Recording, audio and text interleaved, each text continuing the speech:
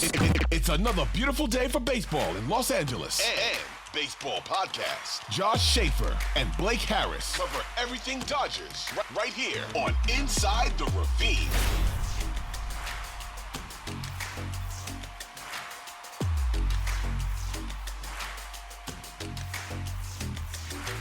How is it going, everyone? Welcome to a brand new episode of Inside the Ravine. Joining me, as always, my co-host Josh Schaefer. I'm your host, Blake Harris. Josh, it's been some time. We were just talking about this before we hit record, that apparently it's been nearly a month, or maybe exactly a month since our last episode. I thought it was a couple weeks. I know you were, I think, in New Orleans a couple weeks ago, so you were off the grid. You're back now doing rain stuff, but we're back. Lots of awesome Dodger stuff to get to, some spring training news to get to, but how are things on your end since it's been some time since we've chatted? It's been good, man. You know, it has been a little while, like you mentioned, obviously, you know, stuff going on in life and then obviously with work so much. But just as a reminder to everybody, by all means, if you're not following the show on social media and Inside the Ravine on Twitter, or X or whatever, and Instagram and TikTok, you should absolutely follow the show. We are still active on those accounts when we're not doing shows. So definitely make sure that you follow Inside the Ravine on whatever social media platform you like to check out more often, because we're always on there. But yeah, first show in a little while, and we've got some stuff to cover. Yeah, so Josh pretty much hit everything that I needed to hit, so follow us on all the socials, and also listen to the show on whatever app you guys listen to podcasts, Spotify, Apple, and of course on the Odyssey app. So, Josh, before we just talk about the latest that's going on in spring training, a couple news pieces to get to, because it has been some time since our last episode.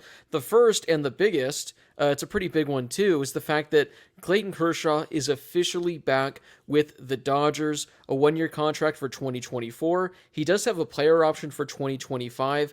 I don't think necessarily that means that much, because we know that he's doing this on a year-to-year basis anyway, so whether or not he had the player option, he's still going to be a question mark for next year, but we don't have to worry about 2025. Clayton Kershaw is officially back for 2024. He pushed this right into the beginning of spring training. This was something you and I kind of talked about in previous episodes. He might hold off until the start of spring before the Dodgers can put guys on the 60-day IL. That way they can add them. So, Josh, just quick thoughts and reactions to the GOAT coming back. Granted, we're not going to see him for probably at least half the season, but Clayton Kershaw, I believe year 16 for the Dodgers coming up. Actually, it might be year 17.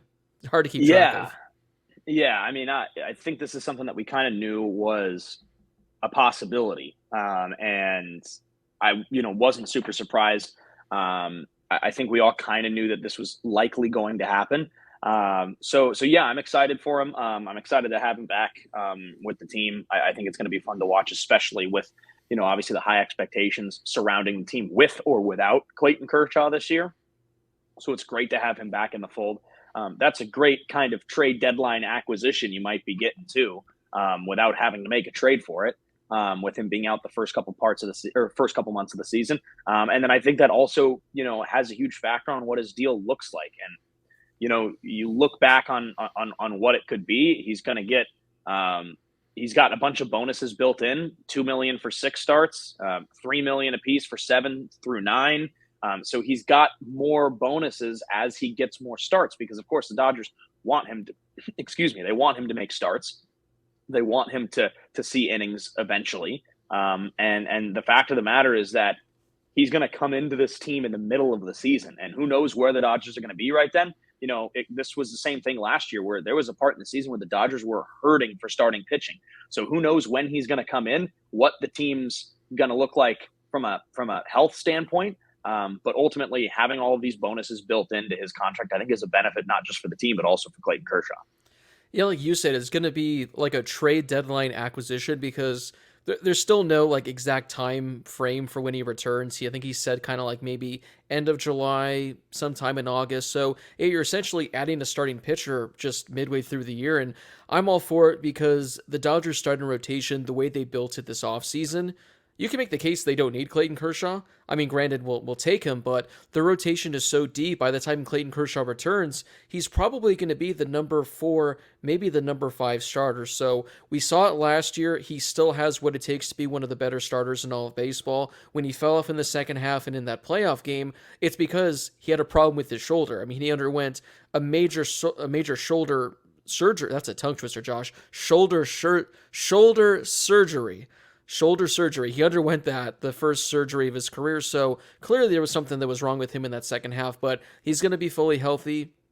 And my biggest takeaway, Josh, about the whole thing about Clayton Kershaw returning, I don't think he undergoes this intense surgery where it's going to be such a long rehab, him coming back in July, maybe August. I don't think he does all this to potentially pitch for maybe a month, and that does it for him. I think he did the surgery with the intent of possibly playing in 2025, hence the player option, which he hasn't had in the past. So I think Clayton Kershaw, I like his chances of coming back in 2025 as long as his shoulder's able to respond nicely to the surgery and his rehab. So we get to see him at least a couple more times in 2024. I didn't want that playoff outing to be the last time we ever saw him. And I'm just going to enjoy every start that we get. And it's going to be interesting come October, Josh, because you shrink things down in the rotation. You're going to have Yamamoto, you're going to have Glasnow, you're going to have Bobby Miller. What is Clayton Kershaw's role going to look like? And this is going to be the first time in his entire Dodgers career he's not going to have to be relied on at all. I mean, they've needed him to be the number 1 guy. In years past, kind of maybe the number 2 guy. Well, now, again, need him to be the number 5 guy. So expectations aren't going to be there for Clayton Kershaw. And again, whenever he comes back, end of July, middle August, take your time. We're in no rush. And we'll see you in 4 or 5 months from now. Yeah, it's funny because, I look back to after the Dodgers won the World Series in 2020, and there was a conversation post-game with Walker Buehler where he was like, I am happy to be the number 2 because number 22 is the number 1, and as long as he's here, he's the number 1 guy, right? Well, even then in the future, I think people were like, okay, but really Buehler's the number 1 and Kershaw's probably the number 2. And then you see how much the Dodgers really relied on him these last couple of seasons. And he really, truly was still the number 1. And now you come into this season and he's not, because he doesn't need to be anymore.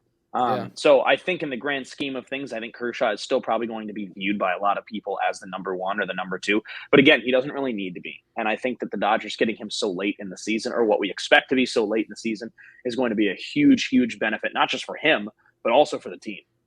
And maybe you're right. Maybe it does lead to something more in the future. Yeah, I mean, he's, I think, something like 50 or 60 strikeouts away from 3,000. Seeing him hit that would be a huge milestone. And again, seeing him win a World Series championship in a full season, because I know there are people that, say he doesn't necessarily have one, that'd be great as well. So Clayton Kershaw, welcome back. I think he's already back in Texas. He showed up, took his physical, took part in a media day, and then he dipped to Texas, where he's probably going to be the next couple of months. So Kershaw, return whenever you're able to. But Josh, the one I'm really looking forward to talking about, I don't know how closely you were following this saga whenever it went down. I think today is Wednesday? I think this happened Monday, maybe Sunday.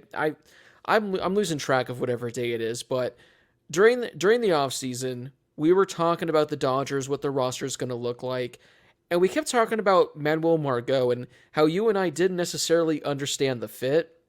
We each tried to come up with ways to make it work. We were trying to find positives in it, but ultimately it looked like the Dodgers just brought him on to make the Tyler Glasnow trade happen. A lot of people, my girlfriend included, have been begging all offseason for the Dodgers to bring Kike Hernandez back. I don't know if when we've done our shows this offseason, if we've really talked about Kike Hernandez at all, because with the way the roster was constructed, I don't think we thought that there was any way the Dodgers could bring it back without there being something drastic. Well, Josh, this past weekend, there was a report that Kike Hernandez was down to 4 teams, and the Dodgers weren't on that list. So right there, I'm thinking, man, there's no way, there's no chance. And then a couple days ago, I think at about 9 a.m., Kike Hernandez posts on his Instagram story a repost of his 2021 thank you fans post from when he left the Dodgers to go to the Red Sox. So even then, everyone's like, man, Kike's officially gone. This sucks. This is brutal. I had to tell my girlfriend, and she was heartbroken. And then about an hour later, Manuel Margot is traded to the Twins. The guy that we all thought was untradeable because no one wants to take on that contract, no one wants to get a below-average outfielder, he's traded to the Twins. And then there's chaos going on Twitter. Everyone's going, what did the Dodgers have up their sleeve? Is this just something to get Miguel Vargas more playing time? Do they have someone else they're keeping an eye on? That lasted about 5 minutes until Jeff Passan swoops in and says, yeah, the Dodgers and Kike Hernandez are close to a contract for 1 year. So somehow, some way, Kike Hernandez fooled us all. Josh, I don't know if you saw this, but shortly after the signing, not only did he break the news on Twitter as well, he posted to his Instagram story a photo of him going, psych. So Kike knew what was going on behind the scenes. I guess they were just waiting for the Dodgers to find a trade partner on Manuel Margot, but every sign pointed to the Dodgers and Kike being done, but somehow, some way, through a bunch of craziness that happened on Twitter, Kike Hernandez is officially back with the Dodgers. You know what this looks like to me? It's like when you make a trade or like sign a free agent or something like that in like a video game, where it's like, okay, you got a guy who might have some trade value but has a high contract, and you get him and then you just immediately trade him somewhere else. And I kind of feel bad for Manny Margot because he was just here. He took a couple of ABs at the start of spring training and then was just gone. Like, did you see his highlight tape on Twitter? I forget who it was, but someone posted his highlight tape. Yes. Was it Cespedes Family Barbecue? I think that's it might have been. Yeah, of him grounding out. Great tweet. Yeah, flying out. It was a great tweet. I kind of feel bad for him, but at the same time, like, look, you're the Dodgers. You're basically getting Tyler Glass now and Kike Hernandez. And I think that not only are Dodger fans going to love it, but I think it's going to work out a lot better for the team. I mean, no disrespect to Manuel Margot, but like the way that this trade came in, again, like you alluded to, two of us were a lot like, why? Like, fine, by all means, but why? And it was kind of like similar to the Teoscar Hernandez news, where we were like, whoa, okay, like, I'm in. I didn't know that was an option, but sure. Right. But it was kind of like I don't think the Dodgers need him, but okay. And now I think you've got somebody that's way more versatile defensively. And a guy who has been a fan favorite since the day he stepped on the field at Dodger Stadium for the first time. So, and who was good last year. So, again, I mean, I think this is an absolute win for the Dodgers. Of course, meaning no disrespect to Margot, but I just think that this is a much better fit for them. And I think it's somebody who obviously the guys like, the fans like. And I think it's a sweet deal. And I love the whole saga. It's not quite the Shohei saga, but it's more of a back and forth, not just with the Dodgers and all baseball fans and one team versus another, but it was kind of Kike versus Dodger fans. And Kike gets the last laugh, but in a roundabout way, I think the Dodger fans appreciate it. So good fit, and I like it. I was sitting here in the office, got a couple of Dodger fans in the office, and I mean, a mere minutes before this gets announced, or before the Margot trade gets announced, we were talking about Kike Hernandez to see where he was going to sign. So it's just funny the way that it works out for him and the Dodgers. Yeah, I mean, obviously, like the whole Shohei, maybe like the Yamamoto signings, those were more fun. But following along with this saga on Twitter, I mean, again, because this was the day that he was expected to announce who he's signing with, it became like the LeBron James meme of when he made the decision. It's like, why is Kike Hernandez making a decision like this? And then again, you get the goodbye post, then all of a sudden you get the trade, then you get this. I mean, it was a lot of fun. And overall, I got no issue with it because the Dodgers World Series odds, they're exactly the same as they were when they had Manuel Margot. This is for the last player on your bench. Like you said, Josh, he offers more versatility, whereas Margot, you'd only be able to put him out there in the outfield. Kike, put him in the outfield, put him in the infield, put him on the mound if you want, put him behind the plate as well so he can finally catch. And like you said, he's a fan favorite. Everyone loves him. My girlfriend loves him. I mean, she's probably more excited we got Kike than bringing in Shohei and Yamamoto. That's how much the ladies love Kike. But and like you said as well, Kike, he was actually quietly pretty solid with the Dodgers when he came back in the second half. Hit above 260. His WRC plus was just below league average. He's going to hit lefties well, and again, he'll be that guy you could take off the bench, you could plug him in anywhere. So overall, when you're replacing Manuel Margot with him, now, of course, because we're saying this, Manuel Margot is probably going to have a career year in Minnesota and make this look not so great, but overall, this is a move I think is great for the Dodgers. It also adds to the clubhouse just a little bit more, and yeah, Manuel Margot, we'll never forget you, but unfortunately, Josh, he never actually takes an official at bat with the Dodgers, so you can't use Margot for an immaculate grid, and he'll never actually go down as a true Dodger. He'll just have that one photo. Like Darnell, right? I think Darnell got. I think he sneaked in one at bat. I think he snuck in. I think he snuck in one at bat, maybe two. I may be mistaken because I know he was a Dodger for like a day or two, but Margot will 45 minutes. He had one at bat.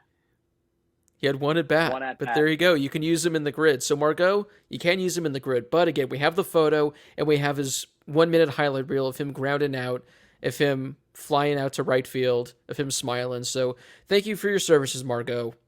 You were much appreciated, and welcome back, Kike. So those are the moves that the Dodgers made since the last time we talked. Josh, we're going to take a quick break. When we come back, we're just going to recap the last couple of days of spring training and what we've seen so far and what we've liked the most. All right, we are back. Josh, the Dodgers are currently playing right now. Whenever we record, we always record at noon.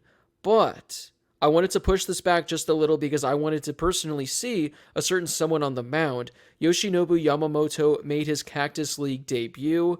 And Josh, I know you were in the office, so you couldn't watch every pitch. I know you're able to follow along on Twitter. You were texting some people asking how he looked. From someone who watched every pitch, I know it's very, very easy to get overhyped with a spring training performance, but this guy might just be the real deal. I think he threw 19 pitches, 16 were for strikes, struck out Marcus Semien on I think a 96-mile-an-hour heater, and then he showed us his splitter, which might be one of the most disgusting pitches in all of Major League Baseball. So he went 2 innings, didn't allow a run, allowed 1 base hit, struck out 3. Josh, again, it's tough to try to remain calm from a spring training performance, but there's a lot to be excited about with Yamamoto after what we saw today. Yeah, 3 Ks. Pitches look good. Look, I'm excited about him, certainly. The splitter sounds like it's been looking good. I'm excited. So I'm certainly interested to see what he looks like in an actual game situation. I mean, obviously, I think today's a pretty good example of it. But really, I mean, I think he's going to be the real deal. We were very excited. Our first 2 guys, 1 and 2 for offseason priorities, were Shohei Ohtani and Yoshinobu Yamamoto, and the Dodgers got both of them. And so far, of course, Shohei had that looking strikeout for his first AB, but came right back with an opposite field home run a little bit later. We'll talk about that. But then Yamamoto comes in and looks the way that he does today through 1 inning, or through 2 innings. So certainly excited about what we might see if we do see much more in spring training.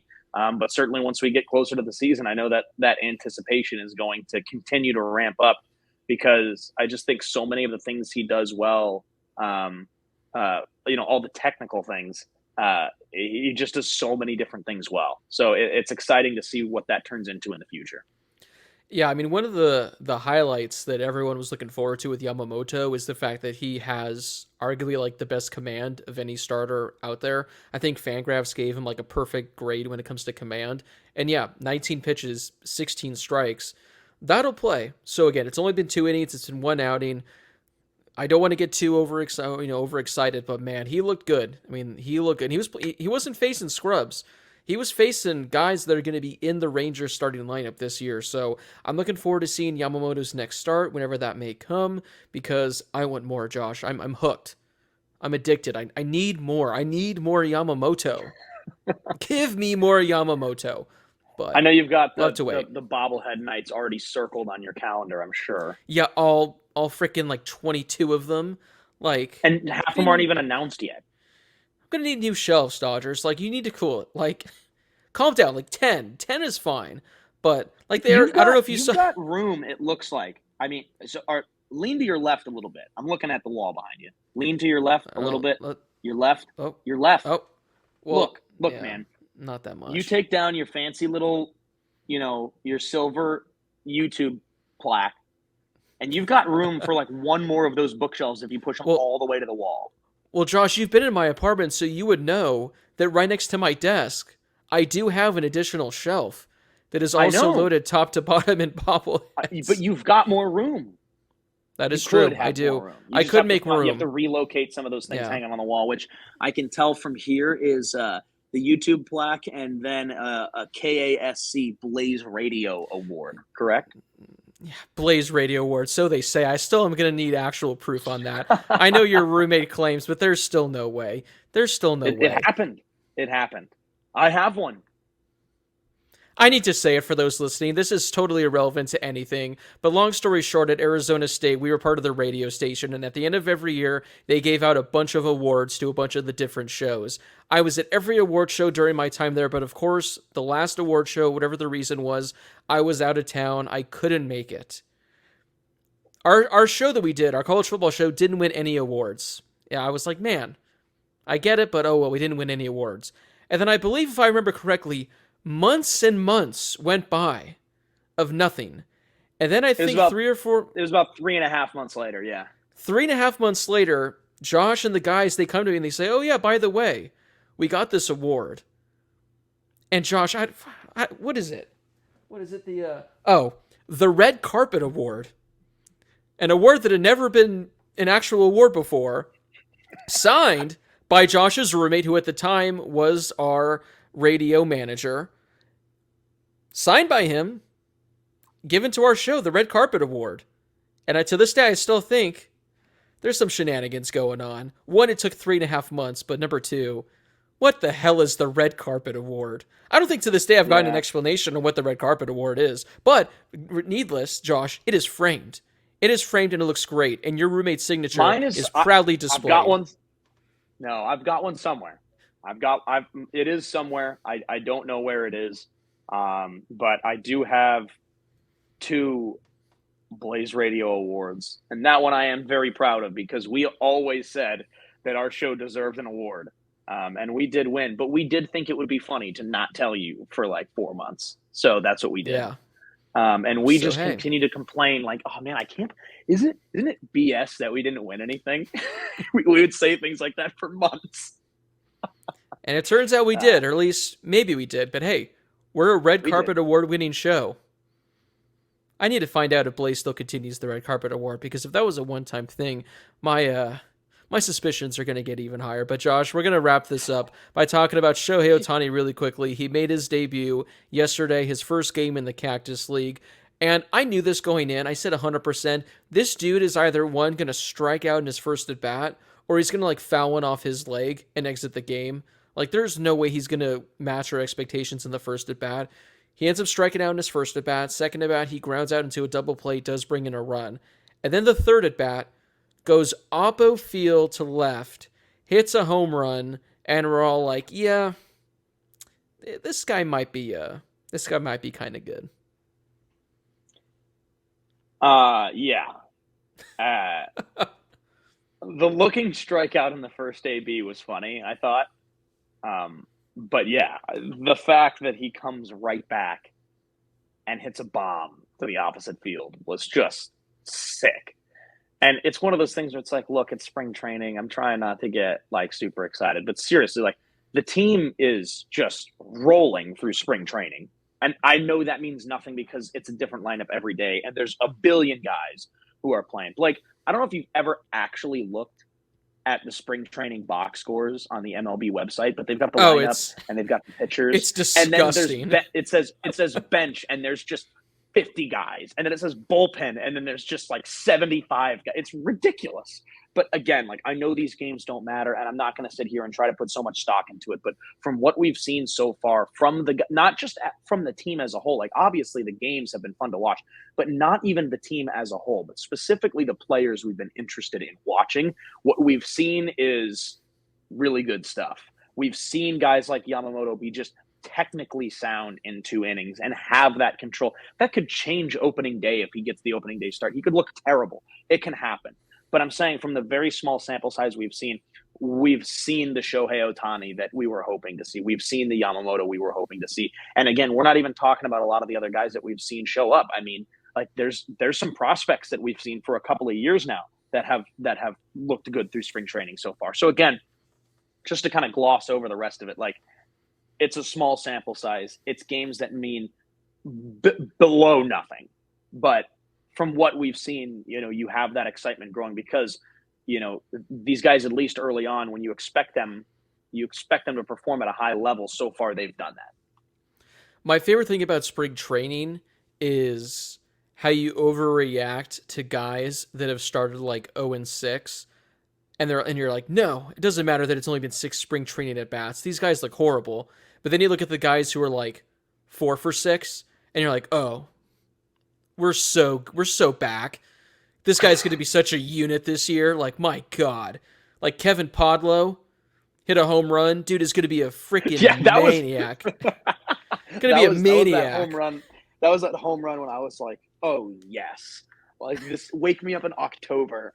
Like, oh, we're so back. Like, I'm looking at just like the box score right now. Like, James Outman has an OPS of 1250. Andy Pages has an OPS of 1230. And you're just like, God, these guys are going to be so freaking good. And then you look at like Miguel Vargas, but like Kevin Padlow's hitting 375. So yeah, again, he's going to be helping the team. But then you look at Miguel Vargas, and it's like an OPS of 455.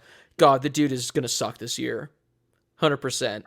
He's going to be so bad. Like, that's the beauty and the awful thing of spring training. But I love it. Spring training is something, and it's really fun because like you get right at the beginning of spring training and you're like, it's exciting, but then the games, whatever, like not a ton of guys are in yet. And then there's like the middle weeks of spring training where you're like, oh yes, this is it. And then it kind of ends and you're like, I'm over it. I'm done. I don't care anymore. Like, let's just get this thing going. Right. So it's fun. I'm glad that we're back. I'm glad seeing all the highlights, and obviously it's great having games in the middle of the day. I enjoy that for a while. Eventually when the season starts, you probably won't like it very much, but unless it's a weekend. But yeah, it's always nice to have some of the games like this early on.